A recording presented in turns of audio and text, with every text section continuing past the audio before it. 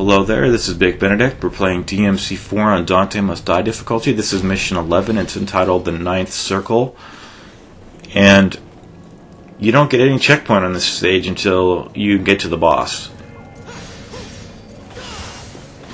So you want to be very conservative with your, with being too aggressive. Now what you want to do here is bring your charged sword and your charged blue rose into this encounter here, which is 2 Mephistos and 1 Faust all at the same time.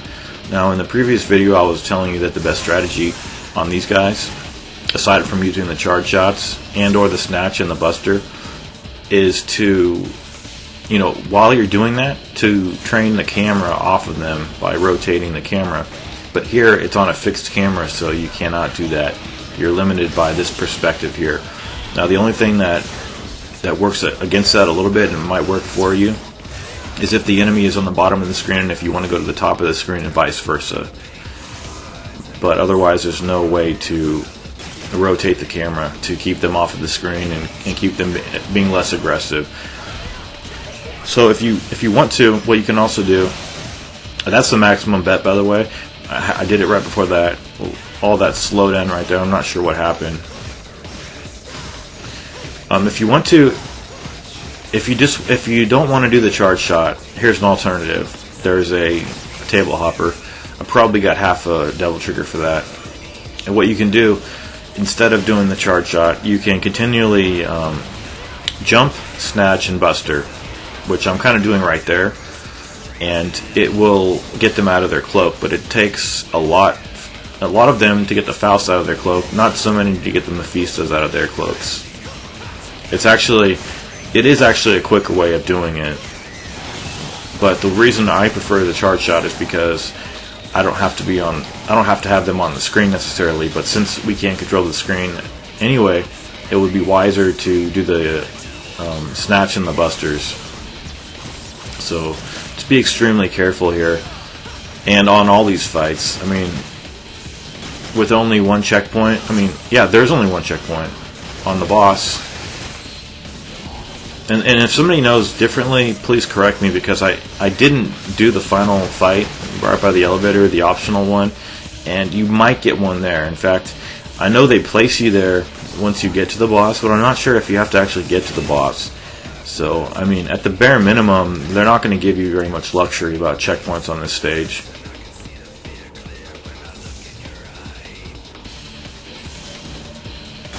And just to let you guys know, I did pick up the Grounded DLC for The Last of Us. It was $4.99 US standard dollars, and I played a little bit of it, and they're touting it as some kind of a impossible difficulty or something, and I'm sure it's not that. They're just trying to make it seem like that, but who knows, maybe it is challenging in some areas, really challenging. But I don't think I want to commit myself to a whole campaign of that game, because first of all, I don't particularly like that game. Not in the way that a lot of enthusiasts like that game. Like worshippers of that game. It's okay. It's just really depressing story. I just don't like a lot of depression in my life, and a lot of, I don't know.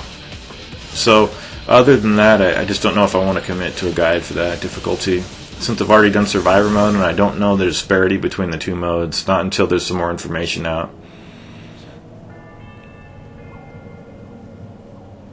And the only reason a lot of people are doing it too is because there's a trophy. But I would do it without the trophy. I don't care about the trophy. But they had to give a trophy out to incentivize people to actually do it, and that's really sad. But the enthusiasts, they'll do it without a trophy. I'm just saying, like, the majority of people. Without a trophy, that would never sell. Sad but true. So down here we have this guy here who spawns, and there is also a devil star down here, but I've already collected it and saved my progress, so it's not going to be over here. There was also a cache of orbs in the elevator that you take up, so there's also another couple of caches too coming up, but these Alto Angelos are very difficult. Your style points will go up more if you break their shield, though. I was telling you guys to jump over. Well, you can't jump over the Alto Angelos and grab them, but you can do so on the Bianco Angelos, the white ones. But you get fewer style points if you're looking to, you know, for a score or a rank. So on these guys, the charge shot level 3 works wonders. So does the Exceed. I don't know what the move is called exactly, but it's right bumper, back, you know, and whatever direction the character's back is facing, plus triangle, or Y, excuse me. And that's another thing that I don't want to play The Last of Us for, because coming off of using this 360 controller, which has really nice, comfortable concave thumbsticks, you know, a little recess in which to put your thumbs. The PS3, even though it's a lot lighter and more comfortable in that respect, the thumbsticks are so uncomfortable, especially for a game that forces you to constantly look around the environment and constantly move the camera around with said thumbsticks. And I think the most egregious thing about that game also is they force you to hold the L2 button to sprint. Otherwise you walk like as slow as Batman walks in the Batman games. So I can't disagree with that more. I think that is the fucking stupidest thing you could ever do in a game. Force the player to hold the L2 button to walk fast. Otherwise he walks so slow. God. Because that's what they do in Dead Space. But I don't think it was as egregious to me in Dead Space, because I don't really know why, but I did take offense to it. But I don't know, man. You never should have to hold down a button other than the analog stick to run at a good pace.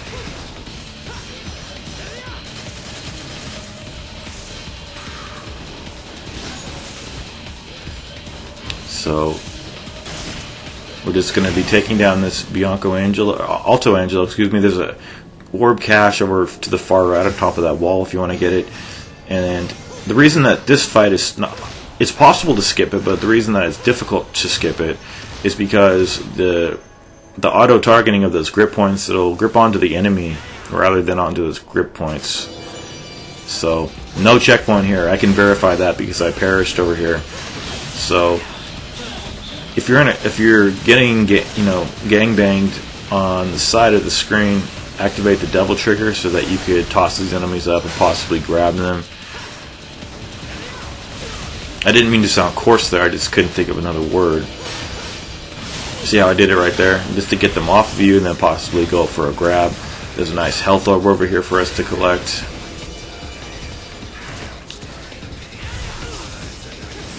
And personally, I don't really enjoy fighting these enemies. Like when I'm fighting these guys, in my mind, I'm not thinking, oh, this is joyous. I'm thinking, I hate this enemy. It's not fun.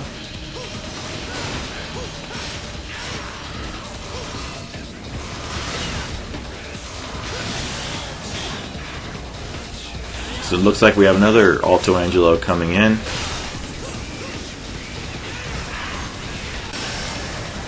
So what did I do there? I think I cast holy water to get them off of me because I was at that breaking point of being annoyed, or being cautious too. I didn't want to die over here.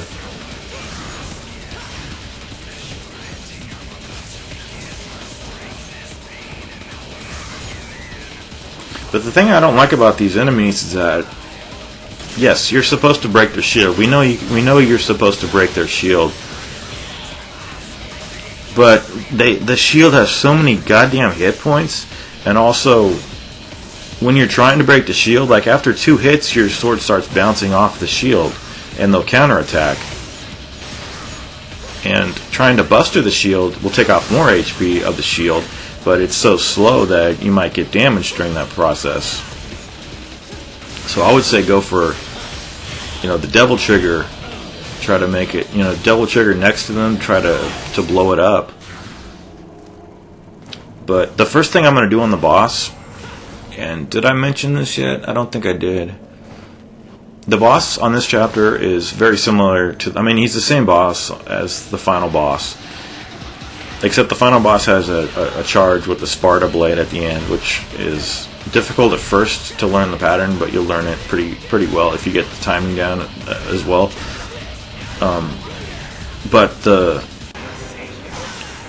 Okay, did you see what I did just there? What I did was the caliber plus the roulette spin.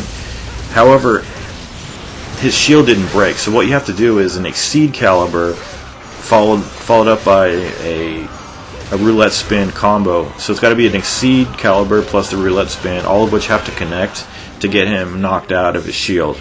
Not knocked down onto the ground, but have his shield break. That's the combo breaker for the shield. And see these inputs? Failed calibers, because I can't do the caliber very well. I don't know what it is, but it's as necessary here as hell. And if you can't get the caliber off as well as I do, just go for the roulette spins and just regular combos. His ranged attack is at those fire beams that he summons on the floor. This attack right there is just a burst attack that is the regeneration of his shield. And he's also got that attack where he's lighting up the floor, so just stay away from that. If you're in front of him, if you're on the side, you'll be okay. You see the two yellow things? All those are grappling points. Because I was kind of wondering that myself, what the hell those were. But when you get him into this status, hit him as much as you can, but don't take too long to grab him, otherwise he'll get out of being stunned. But bear in mind that you could hit him a lot before that time comes. Just make sure you don't overstay your welcome. Now, when half of his life is gone, he's going to not have any new attacks, but he's just going to have his statue hit you from time to time. And what you do is you simply buster it you don't have to buster it, you can move out of the way, but you might as well try to buster it, because it's instrumentally helpful here at getting you free hits. So I think right over here will be the cutscene which I edited out, and he'll start fleeing and coming back at intervals. Okay, here I think it's coming up pretty soon. But you see how he keeps withdrawing? I hate bosses that do that. It's just so tiresome. So double trigger cancel right there if he's going to do that right next to you. The first one, I'm not sure what happened there.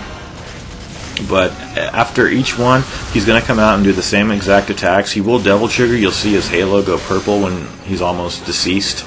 There's his ranged attack. You want to close into the distance. You grab on to the grappling points. And then stand right about here and then just press the B button. Don't aim. Buster like right there and then knock him off his perch. And this is invaluable damage that you could deal to this son of a bitch here. Now, the three subsequent smashes that he does, I missed two of them.